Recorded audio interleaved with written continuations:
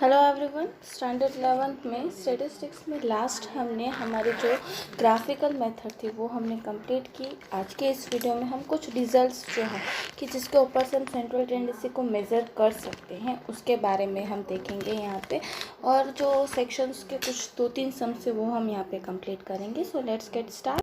If all the observation in the given data have same values, all the measures of central tendency have same values. That means कि यहाँ पे जो datas दिया गया है वो सब की वैल्यू सेम हो, मतलब कि जो सेम वैल्यूज़ आती हैं। यहाँ पे आपको पता ही होगा कि अगर हमारी जो वैल्यूज़ दी गई हैं ऑब्जर्वेशंस की, उसकी वैल्यूज़ अगर सेम होती है तो हमारे जितने भी मेजर्स है, that means mean, median, mode, geometric mean, फिर कंबाइंड मीन, ये सारी चीज़ें जो है वो सेम आती हैं। फॉर एग्जाम्पल कि अगर 5 स्टूडेंट्स हैं, उनके नंबर ऑफ जो एजेस है वो इस तरह से 15, 15, 15, 15 एंड 15, देन यहाँ पे mean, median, mode, geometric mean and weighted mean, वो तीनों क्या आएगा, सेम ही आएगा। दैट मीन्स 15 जो है वही आएगा।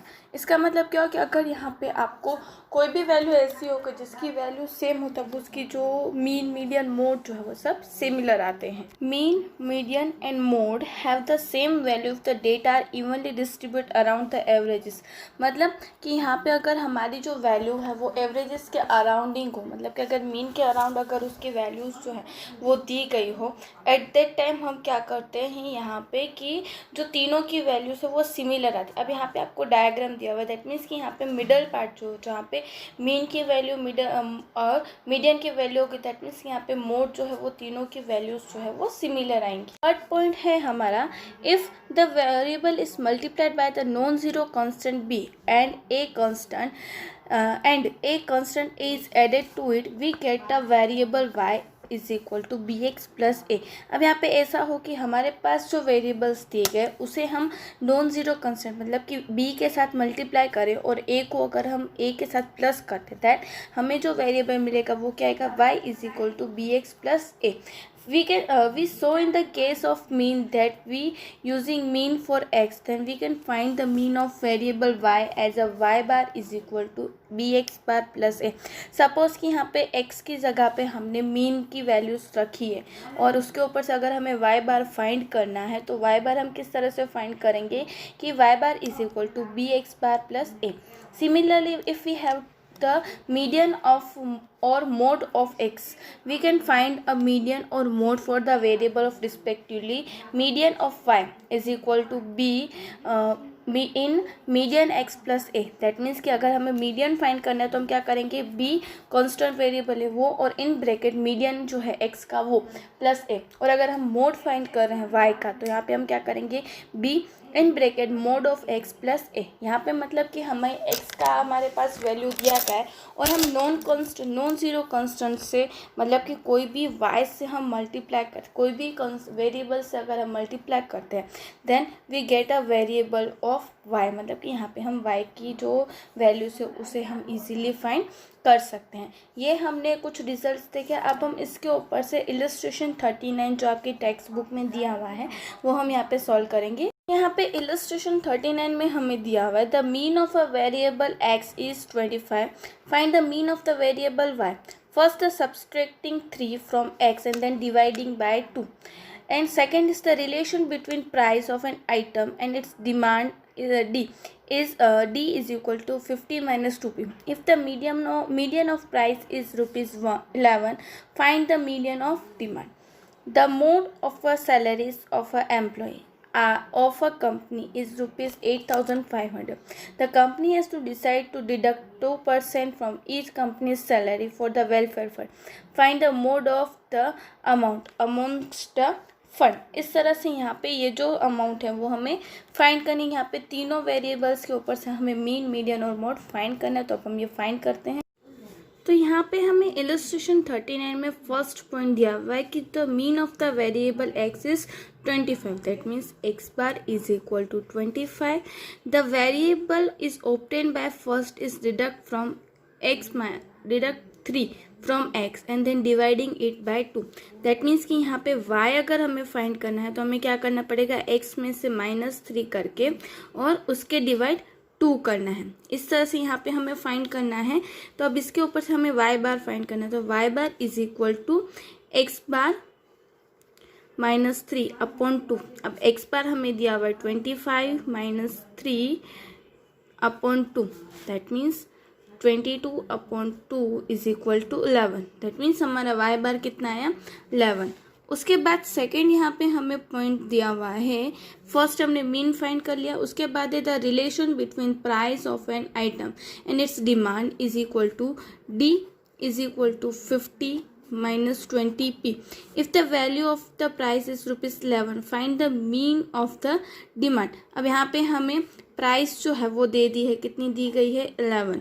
अब उसके ऊपर से यहाँ पे हमें डिमांड, मीडियन ऑफ डिमांड, तो यहाँ पे हमें फाइंड करना है। तो यहाँ पे हमने लिखा median of demand is equal to 50 minus 2p। अब यहाँ पे हमें क्या करना है, जहाँ पे p दिया हुआ उसकी जगह पे हमें उसकी वैल्यूज जो है वो डाल देनी है। That means 50 minus 2 in bracket 11। यहाँ पे ये इज इक्वल टू की निशानी है। That means 50 minus 22 is equal to 28। तो यहाँ पे हमारी मीडियन जो है वो 28 आया।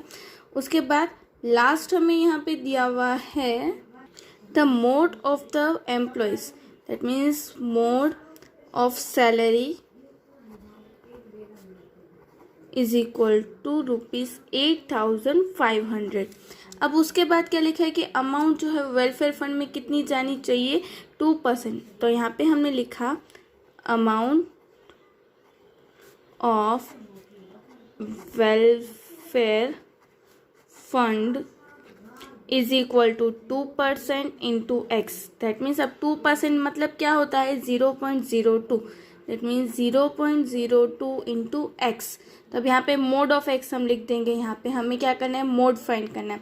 तो यहाँ पे हमने लिखा mode for amount of welfare fund.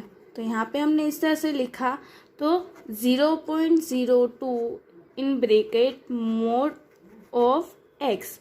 तो यहाँ पे हमने लिखा 0.02 इंटू 8,500। दैट मीन्स यहाँ पे कितना आएगा 170। ये हुआ हमारा वेरिएबल y। तो इस तरह से यहाँ पे हमने पहले मीन फाइंड किया, फिर मीडियन फाइंड किया और फिर लास्ट में मोड फाइंड। उसके बाद यहाँ पे हम हमारा जो सेक्शन डी है उसका सम नंबर 9 करेंगे।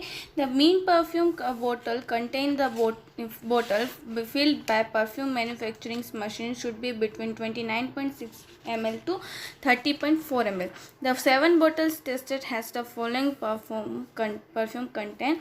Is the machine working properly? तब इसके ऊपर से यहाँ पे हमें क्या करना है, मीन फाइंड करना है। आपको सब में पता चली क्या होगा। तो हम यहाँ पे ये जो है वो हम यहाँ पे स्टार्ट करते हैं। तो यहाँ पे हमने लिखा इस तरह से कि एक्स मीन फाइंड करने का फॉर्मूला क्या है, x bar is equal to sigma x upon n. अब यहाँ पे आपको 7 बोटल्स दी गई है, 30.2, 28.9 plus 29.2 plus 30.1 plus 29.4 plus 31.3 plus 31.4। अब यहाँ पे डिवाइड बाय 7, टोटल नंबर है 7। अब इन सब का हम प्लस करेंगे तो कितना आएगा 210.5 अपॉन 7। दैट मीन्स कि यहाँ पे हमारा आंसर कितना आएगा 30.07 ml। तो यहाँ पे हमारा मीन जो है, अब यहाँ पे आपको पता चलेगा, आपको दिखाई दे रहा है कि यहाँ पे मशीन जो है, मशीन का जो क्राइटेरिया है वो कितने तक का होना चाहिए था 29.6 ml टू 30.4। और यहाँ पे हमारा मीन कितना है 30.7। दैट मीन्स कि ये जो मशीन है हमारी वर्क जो है वो अच्छे से कर रही है। बाद का हमारा नेक्स्ट सम यहाँ पे हम करेंगे सेक्शन डी का sum number 11। The mean of 50 observation is 35।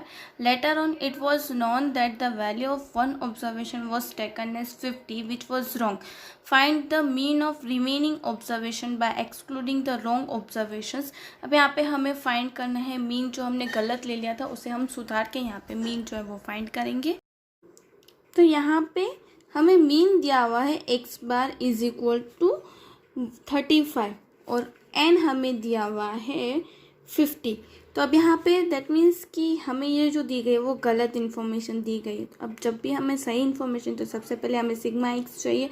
तो सिग्मा एक्स फाइंड करने के लिए हमें किस तरह से करना पड़ेगा, x bar is equal to sigma x upon N.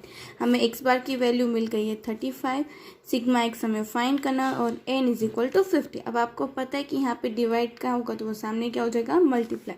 That means sigma x is equal to 35 into 50 अगर हम करेंगे तो हमारा एक्स बार सिग्मा एक्स कितना आएगा, 1750। अब यहाँ पे हमें क्या लिखा हुआ है कि एक जो इन्फॉर्मेशन है वो हमने गलत ले ली है, कि जो इन्फॉर्मेशन थी, कि जो एक ऑब्जर्वेशन है वो हमने 50 में गलत ले ली है। तो अब यहाँ पे हम क्या करेंगे, सबसे पहले तो एक ऑब्जर्वेशन ऐसा था कि जो हमने 50 एज अ रॉन्ग ऑब्जर्वेशन हमने लिया है, तो हम, और उसके बाद लिखा है कि ये दोनों ये जो ऑब्जर्वेशन है उसको माइनस करने के बाद की वैल्यू हमें फाइंड करनी है। तो सबसे पहले जो गलत इन्फॉर्मेशन है वो हम माइनस करेंगे, x bar is equal sigma x में एक्स आई में से हम यहाँ पे माइनस करेंगे। तो सिग्मा एक्स आई हमें मिला 1750, उसमें से 50 जो है वो रॉन्ग इन्फॉर्मेशन थी वो हम माइनस कर देंगे। दैट मीन्स कि हमारा जो सिग्मा एक्स आएगा वो कितना आएगा, 1700। और अब यहाँ पे जो गलत ऑब्जर्वेशन एक हमने ले लिया था वो भी हम क्या करेंगे, यहाँ पे n में से माइनस कर देंगे, क्योंकि वो हमने गलत लिया था इसलिए। That means 50 minus 1 is equal to 49।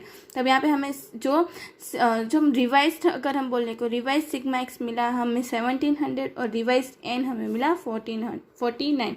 तो यहाँ पे हम लिखेंगे mean of remaining observation is equal to 1700 upon 49। तो 1700 अपॉन 49 करेंगे तो हमारा रिवाइज मीन आएगा 34.69। यहाँ पे हमें क्या लिखा था कि जो गलत इन्फॉर्मेशन ली है हमने उसे हमें यहाँ पे माइनस करके एक्सक्लूड करके फिर हमें यहाँ पे मीन जो है वो फाइंड करना है। सो आई होप यहाँ पे आज हमने जितने सम्स किए वो आपको समझ में आ गए होंगे। इसी के साथ यहाँ पे ये जो हमारा चैप्टर नंबर 3 था जिसमें हमें mean, combined mean, quartiles, percentile, deciles, mode, उसमें भी जियोग्राफिकल मेथड थी, ये सारी चीज़ें हमने फाइंड की। आपको आपके होम असाइनमेंट में ये जो स्क्रीन पे क्वेश्चंस दिखाई दे रहे हैं वो भी करने हैं, और साथ साथ आपके जो एक्सरसाइज जो है, जो एक्सरसाइज 3 है उसमें आपके जो सम्स हैं वो भी आपको सॉल्व करने हैं। आई होप आप सबको समझ में आ गए होंगे।